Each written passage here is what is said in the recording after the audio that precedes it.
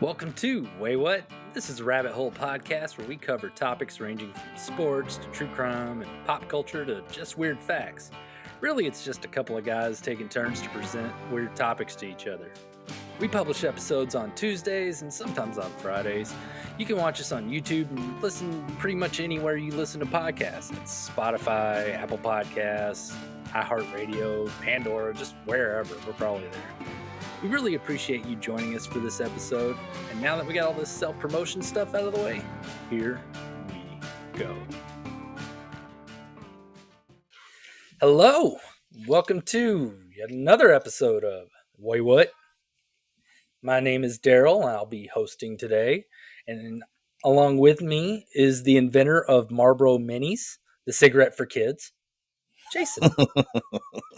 Hey, you gotta make money somehow. I don't discriminate. Well, I mean, cigarette sales are down because all the kids started vaping. So, True. You saw a gap in the market and you took advantage of it. Yeah. Nobody was tapping that market, so why not? All right. Well, being that our listeners base is actually kind of growing now, I'm like a little shocked. It's still in the dozens, but it's more dozens than it used to be. Hey, it's more than just our wives. Yeah. And so I can say this and actually feel comfortable saying it that, most of you don't know that I have a degree in history. Because usually when it's all like family and friends listening, everybody's like, duh, Darrell, who the hell are you talking to? And so, I'm a history buff. I like history stuff. So, but today I'm going to kind of do a bit of a history rant. I don't know how I'm going to bitch about history, but believe me, I found a way. Do you ever wonder why young people constantly say, "Don't judge me. Don't judge me"? I mean, Yes. You've heard your daughter say it. I'm assuming. Yes. Yeah, I've heard all my kids say it repeatedly.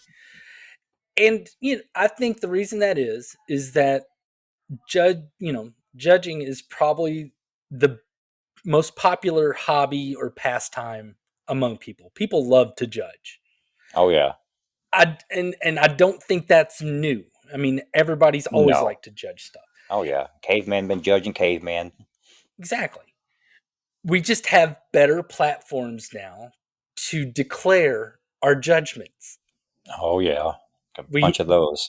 Yeah, social media. It's like you got TikTok, YouTube, podcasts, text messages. However, if you got something critical that you want to communicate to somebody, they don't have to be right next to you or in the same room. They don't even have to be on the same continent now. You just blast that out there. Communication is easier now than it has ever been in history. Yeah. So everyone can vocalize anything and everything constantly. Just nonstop. Ad nauseum. Yeah. I mean, people put just so much out there. He said as he recorded himself to put it on the internet. But Don't judge me. But as people put themselves out there more, then it allows people to respond more because everybody has access to it. Oh yeah. Like smash that like. I mean, people will get dozens and dozens of watchers and listeners. So, I mean, even though everyone knows that when you put yourself out there, anyone on the internet can respond back, but people still seem to get indignant about it. Like, why are these people jumping on me like they forgot about it? Yeah, it's like getting undressed in front of a window. Why are they looking at me? Yeah. Get out from under the window. I'm going to get this out of the way. I don't fault anyone for being judgmental.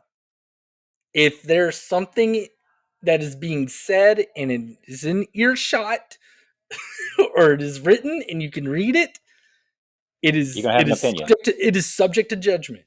But the part that gets on my nerves is that judging people has, with all the communication stuff out there, it's almost become a competitive sport. People want to be the one with the snarkiest comment or have the best articulated judgment or hell, Oh even yeah, just be the first. absolutely. Yeah. And with it being this competitive, much like the fat kid that wants a head start in the race, or the ones that can't jump wanting the basketball lower than their opponents, people are going to find a way to have an edge on that competition. Uh-huh. The easiest way to do that is judging people that can't defend themselves. Who can't defend themselves nowadays? Dead people. Oh yeah. Yeah. I cannot stand people, judging historical figures from the past with modern sensibilities. That don't work.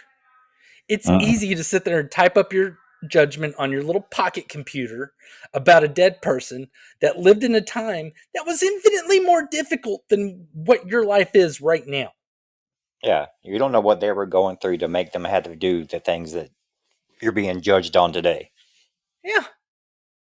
I mean, it's just it makes no sense at all. It's like, yeah, you got to worry about getting shot or getting plague or like, I don't know, your kid dying from like dysentery just, on a whim. Mm-hmm. It's a whole different mentality. It's a different world. Uh, so I'm gonna take a moment during all this, and I'm gonna tell you a story about a guy that was, trying to help some sick people. He's Okay. sitting there helping these sick people, and a lady comes up to him and says, "Hey, will you help my daughter?" And the guy says, "No, I'm here to help Jewish people only." Uh-huh. And she begs him. She's like, "Please, please help my daughter." And he's like, "I'm, I'm not going to ignore my Jewish people for a dog like you." And she tells him, "If that's the case, then I will always be your dog. If I'm going to be a dog, I will be your dog." And he's like, "That's right, you are." And then he helped her daughter out. Now, if you hear that, and the guy that did it was Chris Pratt or Elton John or some weirdo that lives down the street, then you're going to be all like, "What the hell's this guy's problem? He's crazy." Uh-huh. That isn't the case in this story, because that guy was Jesus. And that's a story from Matthew chapter 15, verses 21-28. It's meant to show that even if you weren't Jewish, if you just had faith in God and followed Jesus, he'd have your back. And that's what her sitting there saying, "Hey, I'm not Jewish. I may be a dog, but I'll be your dog." And he's like, Yeah. "All right." But, you know, the version of my story without the context would be easy for somebody to be judgmental and be like, "Oh my gosh, what's this dude's like a revert, you know, whatever the reverse of an anti-Semite is." I mean, what's a Jewish person that hates all Gentiles? A Jewish person I mean, yeah, that because hates Jesus was a everybody. Jew that hates all Gentiles, non-Jewish people. I don't know. Anyway, we need a name for that because I'm sure it's out there. I'm sure somebody's out there. But it's easy pickings for those judgmental people that aren't quick enough to like jump on whatever bandwagon so that they don't get the attention of judging things. Uh-huh. So whether it was the founding fathers that owned plantations, the African tribes that sold captives as slaves to the Portuguese, or Uh-huh. cutting the balls off of young boys so that they keep their singing voices. I heard about that. Oh yeah, the castrati. Yes. That's incredible. That's The wow. there's actually a recording of one I've singing like heard it. the last Yeah, castrati that's song. pretty creepy. But He they was he lived was it. up there though. Yeah, He got that they pitch. they lived in a different time and they had Uh-huh. different ethics and different morals. And at that time, in the case of the castrati, it was that important enough where it's like, I have this beautiful singing voice. I don't want to change it. I don't want to be like that kid on the Brady Bunch, you know, or like I Homer on The can't believe that. Simpsons. It's castrati. Yeah, I've just heard about that recently. How funny that you bring that up. Never heard before in my life, and you hear it today in the last 2 days. Oh wow, I've known about the castrati for a while, but Uh-uh. whatever. History buff. But the purpose of history, of studying history, isn't to judge it. It's to learn. Learning about what life was like back then and how those practices that we're like, oh God, no, don't do those, Mm-hmm. how those came about and how what we can do to make sure that they don't happen again. I say Yeah. this as now people are trying to give puberty blockers to kids. Anyways, If you don't learn from history, it's doomed to repeat itself. yeah, it's not the. I mean, you don't study history to try to run people through the mud saying that we shouldn't study these people anymore because they did something that we are appalled by nowadays. I mean, if that Well, was the case, we wouldn't be able to study nobody. I mean, like, well, no. I mean, the biggest shows on television right now are crime shows about serial killers. well, yeah, well, but that's not quite the same because the whole time they're usually trying to make they're like, I'm not sensationalizing this. Now, like I was saying, her guts were wrapped around her neck, but no, and at the same time, it's like the whole victim blaming thing where it's all like, yeah, he was an abusive boyfriend, and yes, she did finally get away from him, but on this one particular night, she decided to hang out with him again and do coke, and then she disappeared. Well, what the fuck is she running around with the guy that abused her? Yeah, especially doing Shame! coke. Shame! Anyways, Mm-hmm. all With right. that wagging Now, finger, can you do that one more time? shame! Anyway, uh, now with all this being said, with me sitting there taking my stance of saying don't judge historical figures with modern sensibilities. Are we about to George historical figure? No, I'm No. adding a caveat to this. I'm going to just throwing this out there. I'm not against them tearing down Confederate statues. I'm Okay. not. It's Why not. not? It's not because it's being it's not about anything of it being like um, judgmental or anything like that. It's like, why are we celebrating the leaders of a losing side of a war? Huh? I mean, like, why do you want a statue of somebody that lost a war? It's like, yeah, congrats. No. I mean, if they want to celebrate like the regular soldiers that fought and like died and were in the losing side of that really bloody war Mm-hmm. and they put their name on a monument, hell yes, I'm all about that. Regular people are always the ones that have to shoulder war. If anybody's Oh. going to be like celebrated, it needs to be those people. But some bearded white guy on a horse that led people into a losing fight for his own glory or his own plantation, unless the town that statue is named after him, I don't get the point. Now, if the town is named after him, then yeah, keep the statue up. I mean, it's actually Yeah, I part of guess. the town's history. Okay. Unless and if it really bothers you, change the name of the town, get rid of the statue. I don't care. But whenever people are getting all butthurt about that, it's like seriously, it's like they lost a losing fight. I mean, it'd be like Mexico sitting there like having statues saying, well, they probably do have statues of Santa Anna, but say it was like Santa Anna was a president. If they had it of like some like general that like got his ass kicked in one of the battles against Texas, Mm-hmm. then it's like why are you celebrating that? Whew, I can see wow, what you're saying. that was a long one. I just really can't stand when people do that.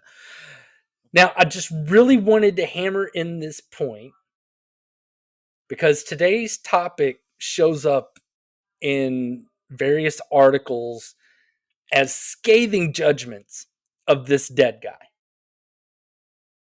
And I'm not going to do that because this guy does not deserve to have all these scathing judgments referring to him as like one of the most evil people in history. Um, he wasn't evil, but he had a lot of good intentions, which sometimes that goes really, really, really wrong. Oh yeah, Yeah. he had a good So heart. His heart was yeah, in the right place. this guy's heart was in the right place, He had the right idea. sort of. Not, I mean, he wasn't a saint, but this episode is not in judgment of this man's character. It is, however, all about making fun of the results of this guy's hard work. So, Okay, I'm good at doing that. yeah, I'm going to make fun of that. Well, now that I've kind of established what we're doing in my own little incoherent way, welcome to the episode that I'm calling Thomas Midgley, Accidental Bond Villain. Accidental? Okay. Accidental Bond Villain. I like it. Thomas Midgley Jr. was born on May 18th, 1889 in Beaver Falls, Pennsylvania. Wait a minute. That's another story from Pennsylvania. Yes, There's a another lot story. of things that originate from Pennsylvania. Maybe it's like a low-key Florida.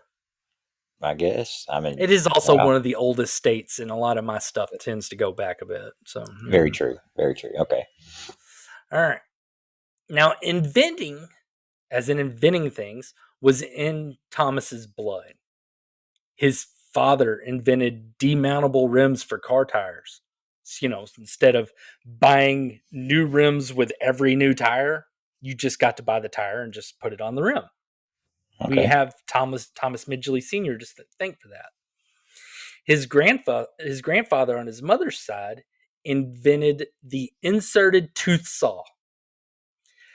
That sounds horrifying, but I assure you it has nothing to do with dentistry. Unless I was the only one that thought that whenever I heard inserted tooth saw. I instantly thought some sort of dental tool. No, it's a saw where you can insert teeth into the saw blade. Oh, okay. That's it. It's a terrible name. Yeah, I know. It's like I hear that. And no. Oh, come on, they gotta get a good trademark name. Yeah. Don't they know about genericide? Throwback. Mm-hmm. All right, so Thomas Jr. went to Cornell University and graduated in 1911 with a degree in mechanical engineering, which is a pretty good degree if you're going to be if you're going to invent things. Mm-hmm. Well, now that he's gone through college, I'm going to take a bit of a detour from his life, and we're going to talk about early 20th century cars. Like the Model A and stuff like that. These early cars had issues with what's called an engine knock. And an engine knock is when what happens whenever the gas in the engine detonates outside of the part of the engine where it's supposed to detonate. Because whenever an engine, it's got the spark plug, sparks the gas catches on fire, moves the piston. Well, the gas gets out of there, it explodes, but not in the right spot. So then you end up with this knock or this pinging sound because the gas gets out. So, knock. Well, it does. It did back then. I'm not talking about that type of gas. Oh, dear God. All right. Well, in 1921, while working for Dayton Research Laboratories, which was owned by General Motors, Thomas was given the task to eliminate engine knock. Okay. And quickly, and it didn't take him long, but he figured it out that adding ethanol would knock out the problem. It would get rid of the engine knock. The grain alcohol that you get from like corn and stuff like that. Stuff that's in our gas nowadays. He was like, "Oh, hey, we can just put this ethanol in there. Boom, engine knock's taken care of." And GM's like, I'm glad that you took care of what we asked you to, but we don't like that solution because we can't patent ethanol. Anybody can make that. And how are we supposed to make an ungodly amount of money if we use something that other companies can access? Yeah. Go make us a chemical that will do the knock, and don't tell anybody about this ethanol taking care of the problem. So Tom, that happens in more back rooms than you think of. Oh yeah. So Thomas goes back to the drawing board, and eventually he found out that adding tetraethyl,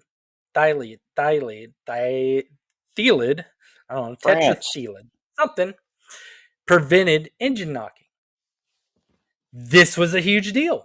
GM is like, "Oh yes, here is a chemical. We shall call the gas that we mix it with ethyl.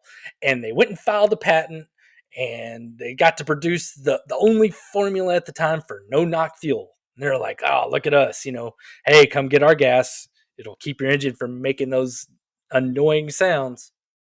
Hooray, hooray, all's well. And then, in December 1922, Thomas received an award called the Nichols Medal from the American Chemical Society for the use of anti-knock compounds. So they're like, you are the man. Here's an award. Great job. Thank you for stopping knocking. Now, the notable part of the name of the chemical that he figured out on adding, tetrathylide, is lead.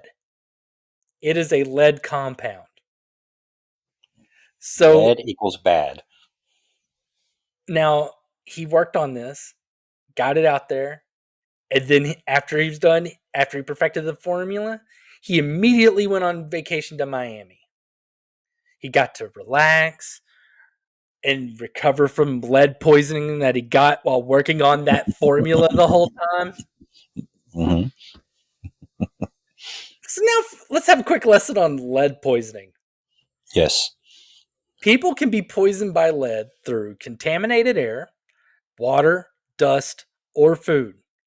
So you can breathe it, you could have it land on your skin, you could eat it, drink it. It's pretty easy to catch. No matter what, it's going to get all open to everybody. Yeah. The symptoms include abdominal pain, constipation, headaches, irritability, memory problems, infertility, and tingling extremities. Well, god dang, I got lead poisoning. Maybe you do. Maybe. I'm very irritable. It is also stated to cause intellectual disabilities that can result in behavioral problems. I hate the word behavioral. Yeah, it's worse that's a than weird word. Rural. It's too many pronounced. Yeah. Behavioral. There we go. Now, some of these symptoms can become permanent if you have continued exposure to lead. And then if you have like a severe case, it can result in anemia, seizures, coma, or death. So all the worst things that a poison could probably do to you, it'll do. Mm-hmm. So meanwhile, back at the ranch, GM began working with DuPont, a chemical company that has a great reputation nowadays. You brought them up before too. Yeah. They work with DuPont to manufacture tetrathylide needed for the gas mixture. So they would need to, they needed to compose, make the compound, the lead compound. They would make it at DuPont, and then they would later add it to gasoline to make ethyl. And they would make the tetrathylide at DuPont. Over the next few years, there were numerous cases of lead poisoning at the plants where they were making their new ethyl gas. 15 of those cases resulted in death. Oopsie. The state of New Jersey shut their plant down that was there, but after a year, it was reopened after the federal government intervened, saying, you open that place, because of course they're going to. 15 deaths are under our allotted amount. We're good to go. Well, you don't get between America and our gas. I mean, that's a good way to get a big dose of freedom. We'll come and give you some freedom if you keep trying to get in our gas. Don't you? You don't want that. All right. Yeah, I got a bunch of songs. Now, most things that I read try to paint Thomas as an evil guy that didn't care about the repercussions. And I'm not going to lie, there was a little bit of that in there. I mean, he got lead poisoning again while he was trying to show how harmless the ethyl gas was by breathing in the vapors for a minute at a press conference.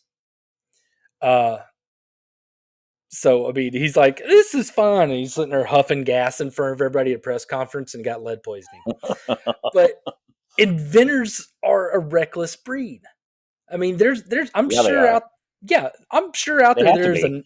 a yeah, there's a nice list out there of inventors killed by their own inventions.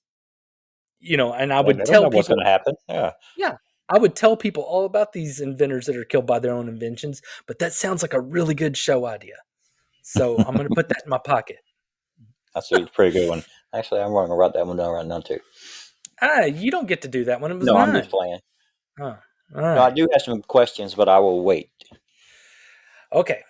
Well, with all the, like I said, he's not completely blameless, but the real villain here is GM and DuPont. Midgley Mhm. was a minion. He was a sidekick. He's like, hey, here, I got this great thing. Here's this non-toxic formula. And they're like, we can't make a lot of money on this. Go away. Bring me something new. And he did. That's just mine. So he's not guilt free. He's on the bus, but he's not in the driver's seat. Now, the big He companies, could have not worked there. yeah, he Like you could, but I said, the mean, whole like, victim blaming thing. I just, he's inventing. He's getting to do what he wants to do. Like, Mhm. think about how many inventors just sit there like live in poverty while they invent at home. He gets to go somewhere and get paid to invent. Very true. Okay. Yeah. Well, the big companies got to make money on leaded gasoline until 1996 when it was finally phased out of on-road vehicles. Some studies say that American exposure to lead in the time that leaded gas was used resulted in an average loss of 2.6 IQ points per person. Dang. I couldn't find any other statistics, but all that stuff I said earlier about, like different, the symptoms of lead poisoning were happening. At least, that's what the internet said. It's hard to say because I'm short 2.6 IQ points right now. But it's so funny. It didn't have numbers saying how many people dealt with like, anemia and all this other stuff because of the exhaust from the lead gas cars. But Hmm. it wasn't good. So, I mean, so that was Thomas's first plan that not first plan, but first invention that nearly killed lots and lots of people. He just made lots of people sick that with that. Oh, on that, that'd be a good part for my question. What Okay. did you look up? What's the treatment for the lead poisoning? I don't know. I'm not a Oh, okay. doctor. Why do I care how to treat it? I didn't know. You said if it made a lot of people sick, I didn't know if you were curious to see how they made them better. No, I don't care. No, I mean, we, okay. we have unleaded gas now, so we're Oh, fine. I don't care. yeah. There's If lead sacrifices poisoning for was like a problem, then, like maybe. Or if I thought my wife was trying to poison me, then yeah, I'd probably look up like, what to do in case you're poisoned by arsenic or whatever. Um, but no, I know useful things like, if there's like radiation, did drink iodine, that I know that much, or I think you drink it. I don't know. I, I don't want to Okay. drink any radiation. Well, no, it's supposed to help alleviate its effects. Oh, All right. We'll move along okay. we're going to go to later in the 1920s. Thomas, at that point, moved on to the Frigidaire division of General Motors, which I never knew until this that Frigidaire, the refrigerators, was, at least in that time, a division of General Motors. You learn Makes something new sense. all the Have you time. seen an old refrigerator? Well, they still make Frigidaires now, but I mean, yeah, No, I but guess have it you would seen make what they sense. look like? When they had the big thing on top, the big tank looking Yeah. thing on top, yeah. And how massive the doors were. It looked like a damn car. Well, and they were always super loud too. Weigh about 700 pounds. Yeah. All right. Well, his new task from the GM overlords was to find a non toxic, non flammable refrigerant. This is already better than the last one. The last one, they didn't give a shit. This time, you're like, hey, make us something that's not toxic and not flammable that can make things cold. And at the time, air conditioning and refrigeration systems used chemicals such as ammonia, chloromethane, propane, methylformate, and sulfur dioxide. All these chemicals were toxic, flammable, or explosive. Yeah, Yeah. it's Let's use all of them together. yeah, it's like, how'd your uncle die? Well, he went to get a beer, but then his refrigerator exploded. Then my cousin died because of all the gases. It's like, oh Yeah. shit. Shit, the times they lived through. Yep. Well, Thomas's and his team found that they could incorporate fluorine into a hydrocarbon. I don't know how they do that, but they did that because that's They're how inventors. people know how to do that with 2.6 more IQ points. But whenever they did this, they created. Okay, all right, bear with me, folks. Here we go. He created dichloro-difluoromethane. Perfect. Absolutely nailed it. Yeah, so I mean, just judging by the prefixes on those, I guess it's two chlorides and two fluorines on a methane. I don't know. I did bad at chemistry. I did too. Yeah. I did too. Well, That was the hardest class I've ever took. yeah. Well, the chemistry nerds lost their minds with excitement whenever he, came out with this. The Society of Chemical Industry awarded Thomas the Perkins Medal. The American Chemical Society gave him the Priestley Award and the Willard Gibb Award. He received 2 honorary degrees, and it was all capped off when he was elected to the United States National Academy of Sciences and made president and chairman of the American Chemical Society. Oh. I guess they ran out of awards and it's just like, here, have a job instead. Yeah. Or a We're position. going to pay you instead of giving you rewards. I love naming off all those awards, though. It's like, I'm if we have any like chemical engineers, listening, they're probably all like, oh man, I've always wanted to win. That's my dream. What a rock star. Yeah, we're all like, okay, it's a thing. Yeah. That's good. Yeah, all these sound fantastic, but other than us not knowing what those awards are, I don't know what dichloro-difluoromethane is. Oh, we call it Freon. It's also the very first chlorofluorocarbon. Oh. Yeah, do you remember what chlorofluorocarbons or CFCs are? Cancer causing agents. Wrong. Well, Yeah. indirectly. It's the nasty chemical that scientists in the 1970s figured out was gobbling up the ozone layer. Oh, okay. Yeah, the ozone layer. It's that nice layer in the atmosphere that keeps, that reflects ultraviolet light and keeps it off of us. So we don't burn. Or, die from skin cancer. That sort of thing. So, in fear of everyone getting skin cancer, movements began to get companies to stop using them in aerosols and refrigerants.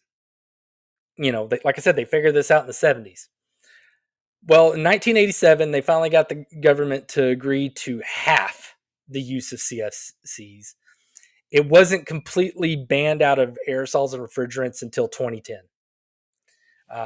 It still like pops up, but it's usually like an after product of like other chemical processes, and so they don't get in trouble for that. But it's no longer in hairspray anymore. I remember it being in the back of hairspray bottles. They would have the little CFC little symbol.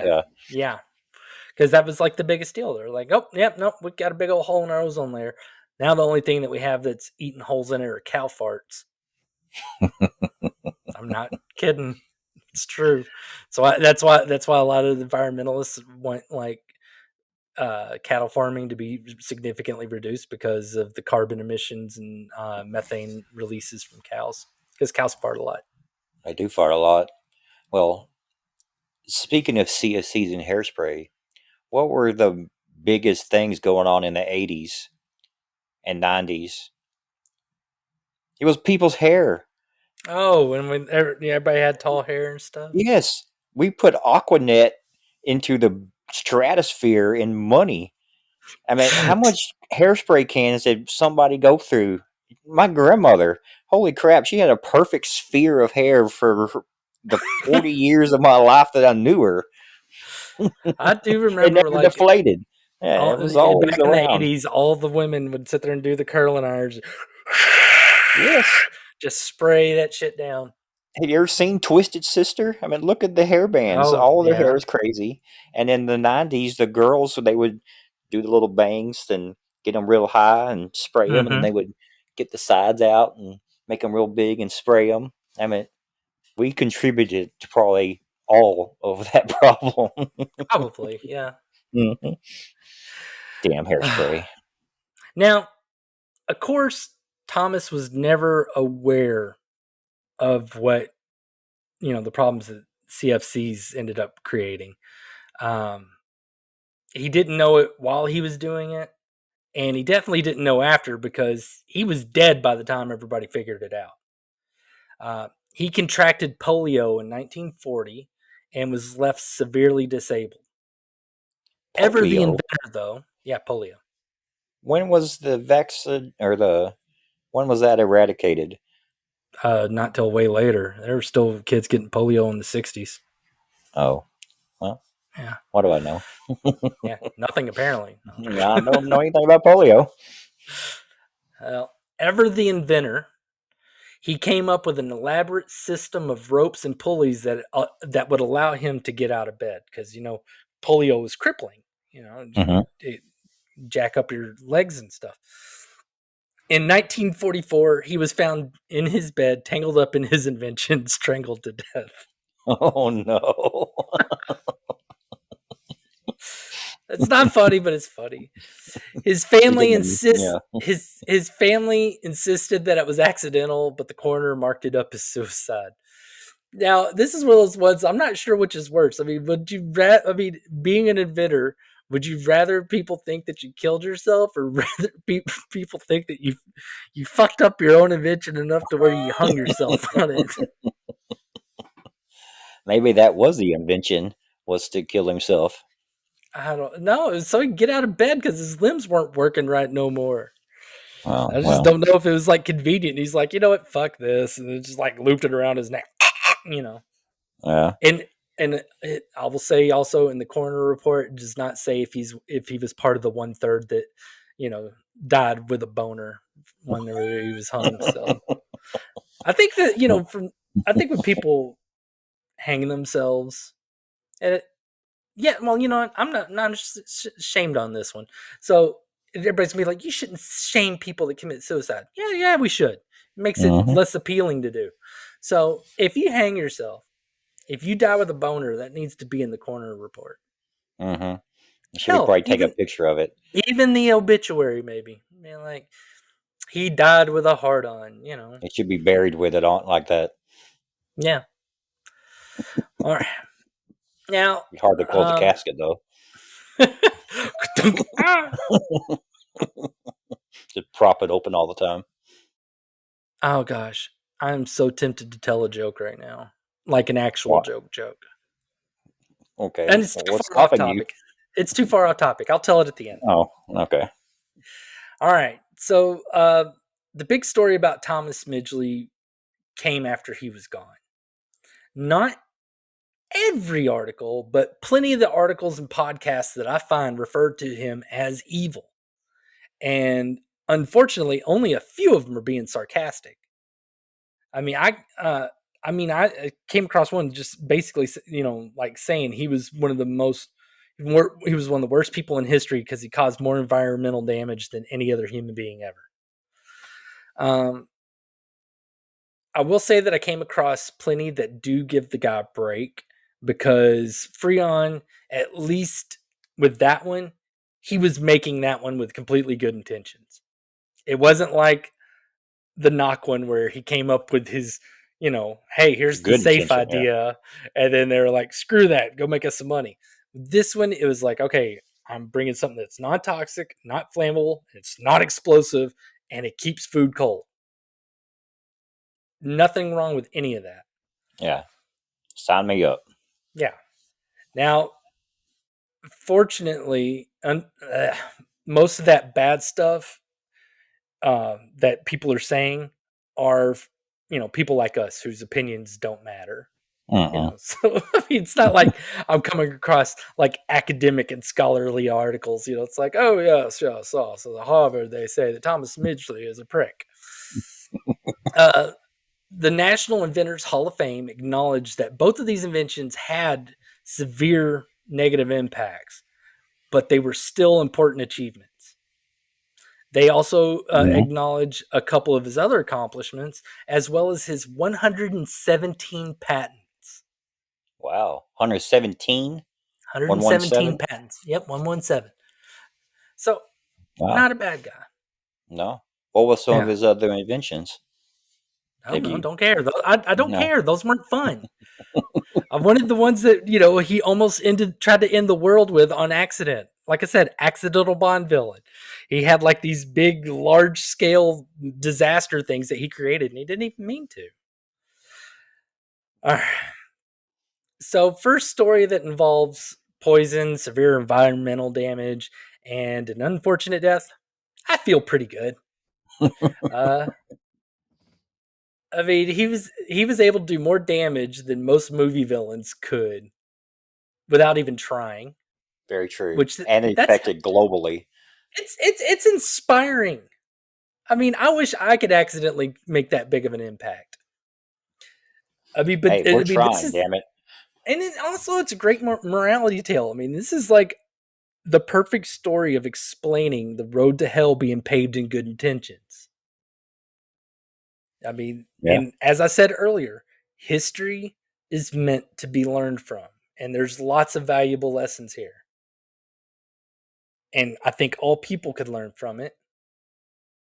I don't think large companies will learn anything from this, but No. hopefully smart people like Thomas will learn from his story and his mistakes, and then they won't become a James Bond villain on accident. Yeah. So They that's the just hope. quit. Yeah. So I salute you, Thomas Midgley. You did the best you could.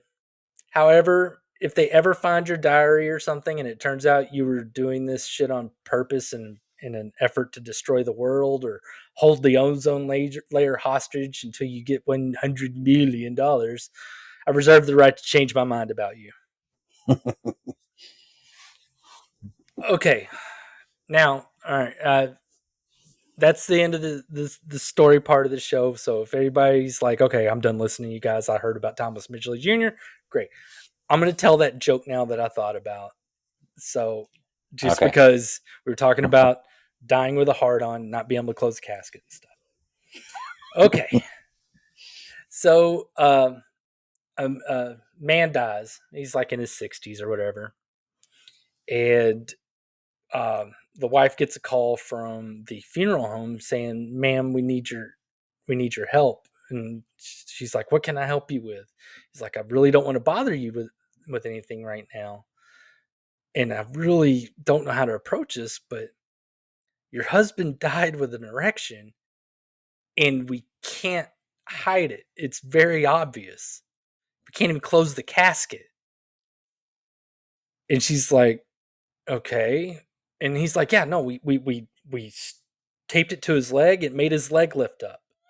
We taped it to his stomach, and he sat up. Oh, god We dang. we don't know what to do with this massive boner." And his wife's like, "Cut it off and shove it up his ass." And they're like, "Excuse me?" She's like, "You heard me. Cut it off, shove it up his ass." So funeral happens. Everybody's walking by during the viewing, looking at the dead man, and people are noticing that he looks just incredibly uncomfortable. He doesn't have that serene look that they try to give dead people. He just looks incredibly uncomfortable. And finally, the wife, she comes to the casket. She puts her hand down and she leans forward. She's like, "Hurts like a motherfucker, doesn't it? How do you like it, you son of a bitch?" That was it. I fucked up the punchlines. How'd you like it, you son of a bitch? There we go. Anyways, Either way, but that's what I thought of with dead people not being able to close the casket because of hard-ons. On that dud of a joke, that was a funny one. we'll go ahead and call this one quits. Now, please join us next time when Jason, that's me, if he's not too busy, inventing vodka-flavored chewing gum that causes hives, erectile dysfunction, cancer of the earlobe, detached retinas, memory loss, dry elbows, birth defects, memory loss, mesothelioma, hair loss, gingivitis, memory loss, runner's nipples, hairy palms, type 27 diabetes, and memory loss. If he isn't too busy with that, he'll tell us about something that will hopefully make us say, "Wait, what? Oh, shit, did I forget to say memory loss?" Anyway. Oh, my God, that was funny. I figured you'd like that. Yeah. Later. All right, bye. Thank you for joining us for Waywut. We really appreciate you watching or listening. Please subscribe or follow us on your favorite platform to catch our latest episodes that we publish on Tuesdays and sometimes on Fridays. We'd love to hear from you, whether it's rating us on Spotify or Apple Podcasts, commenting on our videos or just a podcast episode, or following us and hitting us up on TikTok, Facebook, or X. You can find us there with our handle, Waywut Podcasts. That's WAYWUT Podcast. And that will do it for this episode. Join us next time, and we'll make you say, "Wait, what?"